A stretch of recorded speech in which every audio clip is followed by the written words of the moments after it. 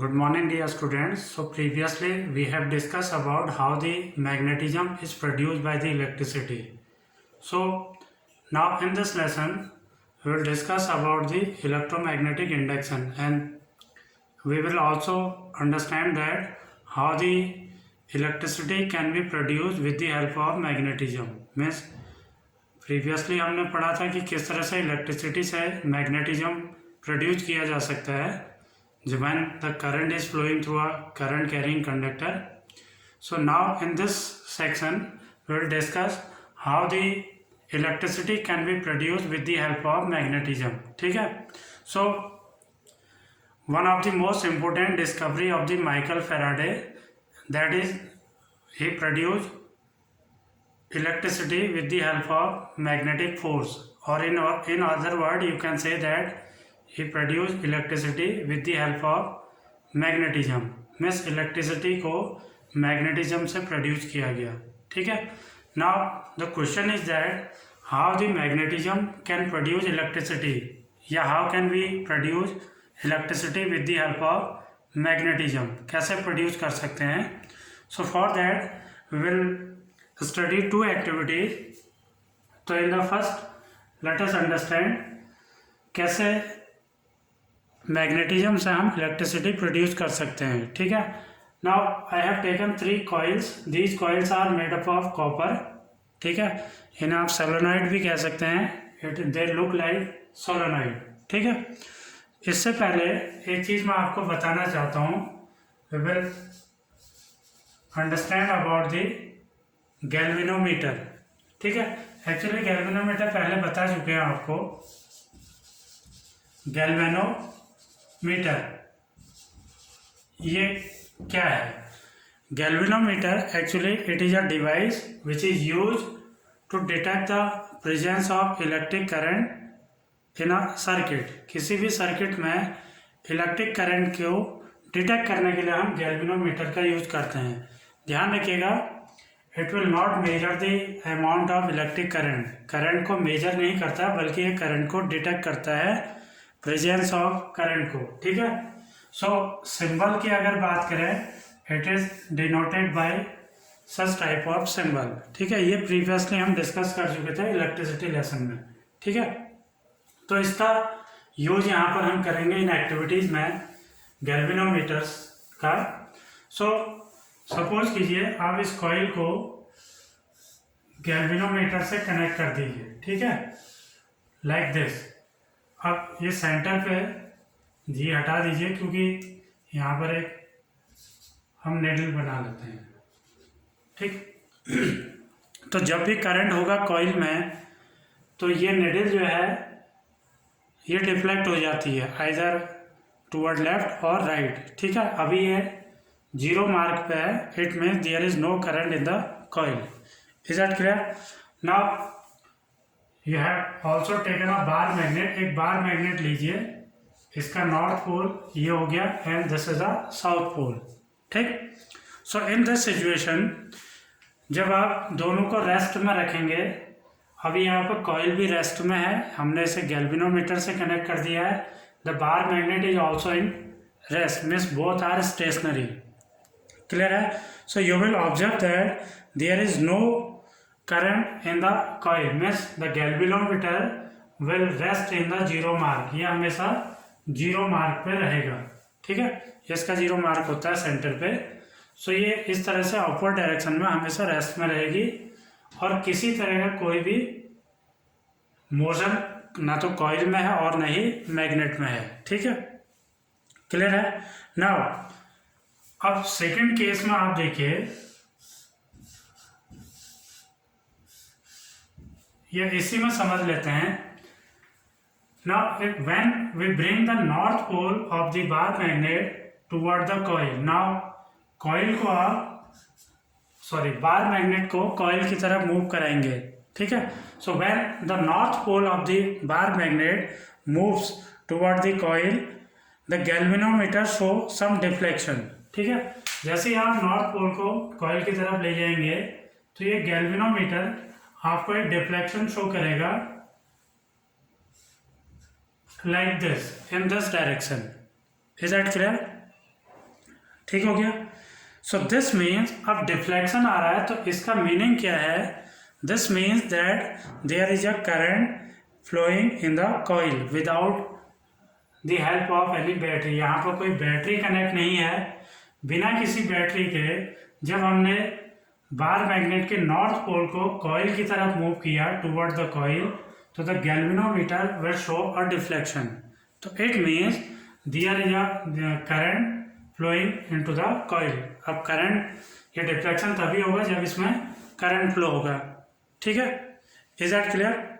So this current, अब ये जो करंट प्रोड्यूस होता है किसी भी कॉइल में, जब हम बार मैग्नेट के नॉर्थ पोल को इस कॉइल की तरफ लेके जा रहे हैं, तो this current is known as induced current. इस करंट को हम इंड्यूस्ड करंट कहते हैं। इट मीन्स एक करंट इसमें प्रोड्यूस हो रहा है and this current is known as induced current. ठीक है, the current remain in the circuit till the magnet is moving with respect to the coil. इस कॉइल में करंट तब तक आपको देखने को मिलेगा, डिफ्लेक्शन तब तक शो होगा जब तक आप इस मैग्नेट को कॉइल की तरफ मूव कराएंगे। ठीक है, मीन्स जैसे मैग्नेट यहाँ पर रखा है, यहाँ से आप धीरे धीरे जैसे कॉइल की तरफ मैग्नेट को लेके जाएंगे तो ये डिफ्लेक्शन बढ़ता जाएगा। ठीक है, toward this side. Is that clear? तो इट मीन्स जब तक हम मैग्नेट को मूव कराएंगे कॉइल की तरफ तब तक इसमें करंट फ्लो होगा। ठीक है, is that clear? So when there is no relative motion, जब आप इसे यहाँ पर लाके, फॉर एन एग्जाम्पल आप मैग्नेट को यहाँ पर ले आए इस पोजीशन पे और यहाँ पर लाके आपने इसे स्टेशनरी कर दिया, तो अब कोई मोशन नहीं हो रहा है, मीन्स मैग्नेट आपका स्टेशनरी हो चुका है। तो you will see that there will be no deflection in the galvanometer. तो ये दोबारा से 0 पर आ जाएगा। Is that clear? ठीक हो गया। सो करंट इज प्रोड्यूस, अब करंट यहाँ पर जो प्रोड्यूस हो रहा है वो इसलिए प्रोड्यूस हो रहा है because there is a, when we move the bar magnet toward the coil, there is a potential difference develop across the end of the coil. Coil के दोनों एंड्स पे एक पोटेंशियल डिफरेंस डेवलप हो जाता है and due to this potential difference the current will start flowing into the coil and this potential difference is also known as electromotive force।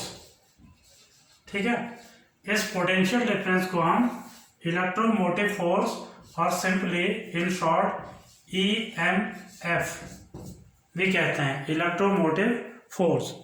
Is that clear? तो overall जो conclusion यहाँ पर निकलता है कि हम बार मैग्नेट को जब मूव कराएंगे तो कॉइल में एक डिफ्लेक्शन आएगा। It means galvanometer will show deflection, it means coil में करंट फ्लो हो जाएगा। ठीक है, and this current is known as induced current and the reason is that जो यहाँ पर कॉइल के दोनों एंड से है वहाँ पर एक इलेक्ट्रोमोटिव फोर्स या पोटेंशियल डिफरेंस जो है प्रोड्यूस होता है and that is why the current is start flowing into the coil. ठीक है, अब बात करते हैं कि इंड्यूस करंट जो प्रोड्यूस हो रहा है इस कॉइल में उसका रीजन क्या है, what is the reason behind that. ठीक है, रीजन क्या है इंड्यूस करंट जो प्रोड्यूस हो रहा है। सो ये देखा गया है that whenever there is a change in the number of magnetic field lines through the coil, जब हम कॉइल्स के थ्रू मैग्नेटिक फील्ड लाइंस को चेंज करते हैं तो it was observe that there is a current will start flowing into the coil. Current जो है coil में फ्लो होना स्टार्ट हो जाता है। अब आपको समझाता हूँ कैसे। जैसे फॉर एन एग्जाम्पल इसमें देखिए, आपने बार मैग्नेट को इस पोजीशन पे रखा है, ये इसका नॉर्थ, ये इसका साउथ पोल हो गया एंड वी नो दैट कि बार मैग्नेट जो है अपने चारों ओर एक मैग्नेटिक फील्ड बनाता है and this magnetic field can be expressed with the help of magnetic field lines. ठीक है, अब ये जो मैग्नेटिक फील्ड लाइंस डेवलप होती हैं these magnetic field lines will also cross through the coil. कुछ मैग्नेटिक फील्ड लाइंस कॉइल की तरफ भी जाएंगी लाइक दिस, ध्यान दीजिएगा यहाँ पे इस तरह से, ठीक है। Is that clear? अब because the magnet and the coil both are stationary, ये भी स्टेशनरी है और मैग्नेट भी आपका स्टेशनरी है। अब मैग्नेटिक फील्ड लाइंस कॉइल के थ्रू भी जा रही हैं, ठीक है, क्योंकि इसका एक मैग्नेटिक फील्ड है इस मैग्नेट का, but there is no current flowing into the coil. अब करंट जो है फ्लो नहीं होगा और ये हमेशा जीरो मार्क पे रहेगा, ठीक है। Now when we move this bar magnet toward the coil, इसका जो नॉर्थ पोल है अगर हम इसे कॉइल की तरफ मूव कराएं तो क्या होगा, जैसे जैसे ये मैग्नेट आपका कॉइल की तरफ आएगा तो you will observe that coil के थ्रू जो मैग्नेटिक फील्ड लाइंस हैं वो इंक्रीज हो जाएंगी। अब अगर आप बार मैग्नेट को यहाँ पर रख दें या यहाँ तक लेके आएँ, इस पोजीशन से इस पोजीशन पर लेके आएँ तो क्या होगा, जो मैग्नेटिक फील्ड लाइंस हैं वो इस तरह से कॉइल के थ्रू इंक्रीज हो जाएंगी। Is that clear? क्योंकि डिस्टेंस को हम कम करेंगे, इट मीन्स मैग्नेट को अगर हम कॉइल की तरफ मूव कराएंगे तो जो कॉइल के थ्रू मैग्नेटिक फील्ड लाइंस का नंबर है वो इंक्रीज होता है इस केस में, ठीक है। और जैसे ही मैग्नेटिक फील्ड लाइंस का नंबर इंक्रीज होता जाएगा तो you will see there will be a deflection in the galvanometer, ठीक है।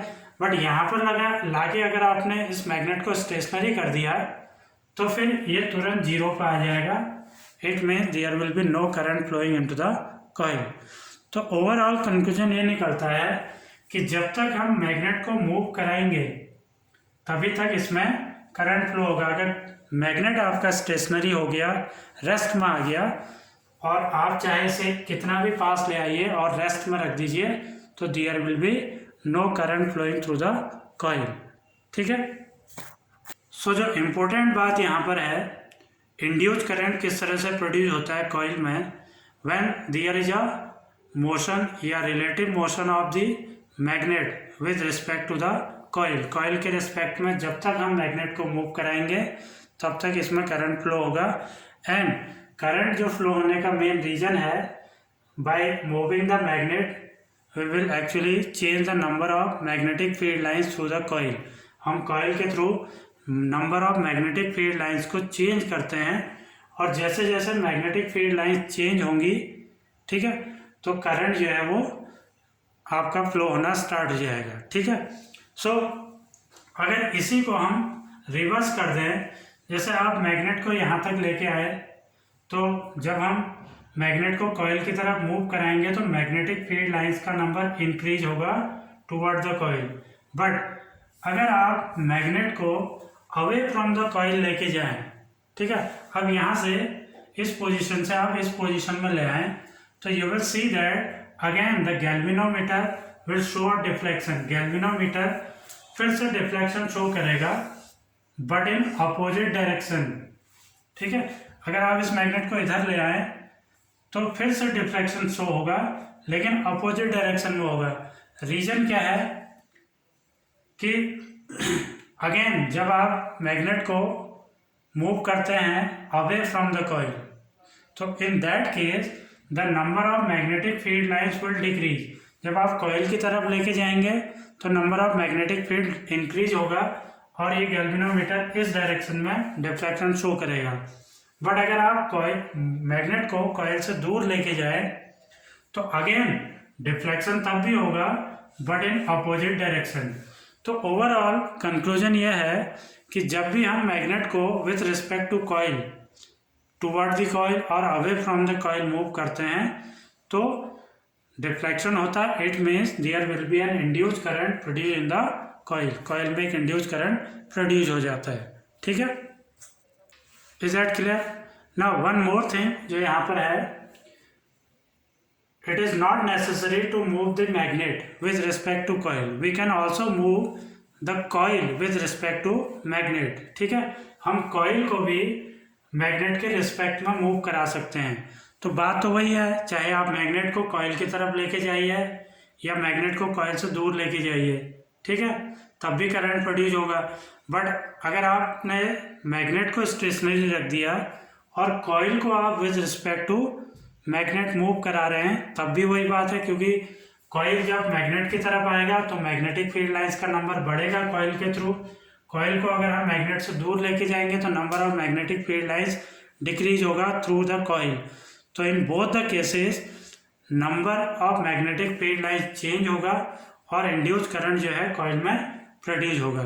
क्लियर है? One more thing, it is not necessary to bring the north pole of the bar magnet toward the coil. We can also move the south pole of the bar magnet toward the coil or away from the coil. मैं south pole को भी अगर आप magnet coil की तरफ लेके जाएं या कॉइल से दूर लेके जाएं तो दोनों केस में अगेन इंड्यूस करंट और इंड्यूस ईएमएफ और इंड्यूस करंट कॉइल में प्रोड्यूस होगा। ठीक है, so this is the reason जो है वो ये है कि हम एक्चुअली जब भी कॉइल को या मैग्नेट को with respect to each other जब भी मूव कराते हैं या रिलेटिव मोशन होता है बिटवीन मैग्नेट एंड कॉइल, तो there will be a change of magnetic field lines through the coil and due to this an induced EMF electromotive force or simply potential difference is produced across the coil and due to this induced current is produced in the coil. Clear हो गया?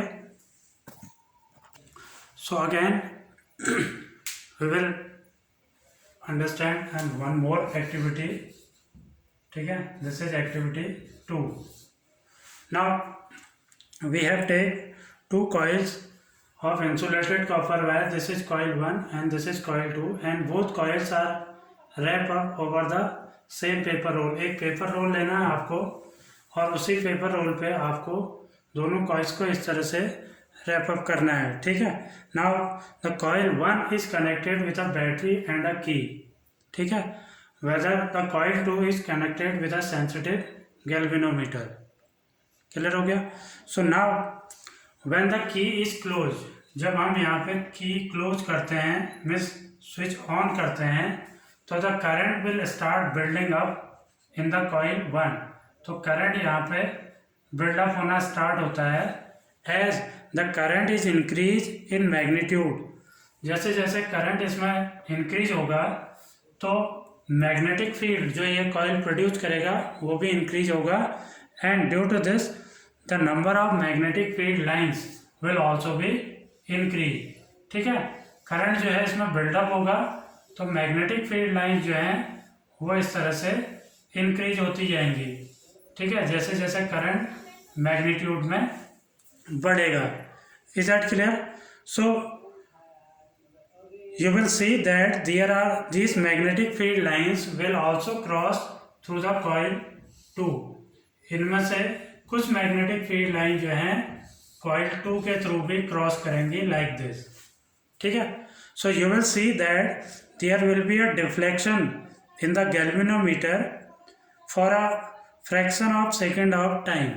आप देखेंगे जैसे ही magnetic field lines यहाँ increase होंगी coil 2 में, क्योंकि यहाँ करंट फ्लो हो रहा है तो ये मैग्नेटिक फील्ड बनाएगा और जैसे जैसे करंट बिल्डअप होगा तो मैग्नेटिक फील्ड लाइंस जो है इंक्रीज होंगी and they will also cross through the coil 2. So you will see there will be a deflection in the galvanometer for a fraction of second of time. Means बहुत कम समय के लिए, fraction of second of time के लिए galvanometer में इस तरह से डिफ्लेक्शन होगा and it will after that it will immediately come into zero. ये दोबारा से जीरो में हो जाए। अब ये क्या हो गया? अभी हम पढ़ रहे थे कि अगर हम मैग्नेटिक फील्ड लाइंस अगर किसी कॉइल के थ्रू जो है आपका जाती हैं, इंक्रीज होती हैं तो डिफ्लेक्शन आता है, लेकिन यहाँ पर डिफ्लेक्शन आने के बाद इमीडिएटली जीरो हो गया है करंट। इट मीन्स करंट इसमें प्रोड्यूस हुआ लेकिन बहुत कम समय के लिए और उतने ही समय के लिए डिफ्लेक्शन इसमें शो हुआ, उसके बाद ये जीरो हो गया है। इट मीन्स करंट जीरो हो गया है। ठीक है, अब यहाँ पर एक चीज़ बात नोट करने की है कि करंट जब हम यहाँ पे की ऑन करते हैं तो करंट एक वैल्यू से, अगर की ऑफ है तो there will be no current flowing through the coil and there will be no magnetic field produced by this coil. अगर की ऑन है, सॉरी ऑफ है, ठीक है, और उस केस में जो करंट की रीडिंग होगी कॉइल 1 में क्या होगी, 0 ampere, means there will be no current, ठीक। But when we press the key on, जब आप की ऑन करेंगे तो करंट 0 से बिल्डअप होगा और एक कांस्टेंट वैल्यू तक आएगा। इट में सपोज कीजिए इसमें की ऑन करने के बाद करंट 1 एम्पियर हो जाता है, ठीक है, फॉर एन एग्जांपल। तो 0 से 1 एम्पियर तक करंट बिल्डअप होगा कॉइल 1 में। तो for that the current will take a time, क्योंकि 0 से 1 एम्पियर तक करंट अगर हो रहा है तो उसके लिए कुछ तो टाइम लगेगा ही, and this time is just about a fraction of second. ये केवल फ्रैक्शन ऑफ सेकेंड के लिए होता है। तो करंट 0 से 1 एम्पियर तक होगा, तो जैसे जैसे करंट इंक्रीज होगा 0 से 1 तक, तो मैग्नेटिक फील्ड लाइंस भी इंक्रीज होंगी, ठीक है। और जब करंट कंप्लीट हो जाएगा, मीन्स कांस्टेंट हो जाएगा, करंट की वैल्यू से 1 एम्पियर हो गई, कांस्टेंट हो गई, तो अब मैग्नेटिक फील्ड लाइन जितनी इसमें बन रही है कॉइल 1 में उतनी ही रहेंगी, ठीक है। तो that is why the galvanometer will immediately come into 0, ठीक है। अभी आपको मैंने बताया था कि इंड्यूस करंट तभी प्रोड्यूस होगा जब हम मैग्नेटिक फील्ड लाइंस को कॉइल्स के थ्रू चेंज करेंगे, ठीक है। ये नहीं होता है कि आपने मैग्नेटिक फील्ड लाइंस कॉइल 2 के थ्रू इंक्रीज कर दिया और उसके बाद छोड़ दिया। ऐसे current for a fraction of second of time के लिए इंक्रीज होगा, उसके बाद 0 हो जाएगा। इसमें करंट कंटिन्यूसली तभी फ्लो करेगा जब number of magnetic field line जो इसके थ्रू क्रॉस कर रही हैं उनको हम with respect to time change करेंगे, इंक्रीज करेंगे या डिक्रीज करेंगे। So when there will be a change in the number of magnetic field lines through coil 2, then only the current will continuously flow through the coil 2, ठीक है। Otherwise अगर आप number of magnetic field lines को change नहीं करते हैं तो इसमें करंट फ्लो नहीं होगा, ठीक है। एक कांस्टेंट वैल्यू आने के बाद करंट फ्लो इसमें स्टॉप हो जाएगा। Is that clear? ठीक। सो अगर आप इसको फिर समझ लेते हैं, अगर आप की को ऑन आपने किया था तो इसमें करंट प्रोड्यूस हुआ, उसके बाद 0 हो गया इमीडिएटली। अगर आप की को ऑफ कर देते हैं, ठीक है, तो ऑफ करने पे क्या होगा, करंट जब ऑन था तो 1 एम्पियर था, ऑफ करने पे दोबारा से 0 पे आएगा करंट। तो जैसे ही 0 पे आएगा तो अब मैग्नीट्यूड ऑफ करंट डिक्रीज हो रहा है, तो जो कॉइल 2 के थ्रू मैग्नेटिक फील्ड लाइंस हैं वो भी डिक्रीज होना स्टार्ट हो जाएंगी, and the galvanometer will show deflection but in opposite direction। galvanometer फिर से deflection शो करेगा, जैसे इसमें करंट 0 होगा तो again the galvanometer will rest in 0, ये फिर से 0 हो जाएगा। इट मीन्स स्विच ऑन करने पे और ऑफ करने पे ही करंट जो है कॉइल 2 में प्रोड्यूस होगा, अदरवाइज करंट फ्लो नहीं होगा। क्लियर हो गया? सो अगर ओवरऑल इलेक्ट्रोमैग्नेटिक इंडक्शन की डेफिनेशन हम दें इतना सब पढ़ने के बाद, तो we can say that the electromagnetic induction is a phenomenon in which an induced EMF means electromotive force and induced current is produced in a coil by changing the number of magnetic field lines with respect to time। This phenomenon is known as electromagnetic induction। इसी phenomenon को हम electromagnetic induction कहते हैं, ठीक है। So if you want to know the direction of the induced current produced by the coil when there will be a change in the number of magnetic field lines through the coil, तो current का direction अगर हमें पता करना है तो for that we have a rule that is called Fleming right hand rule. Right hand rule, ठीक है। We have discuss about the Fleming left hand rule, but after that we will discuss about the Fleming right hand rule, ठीक है। तो right hand rule क्या है?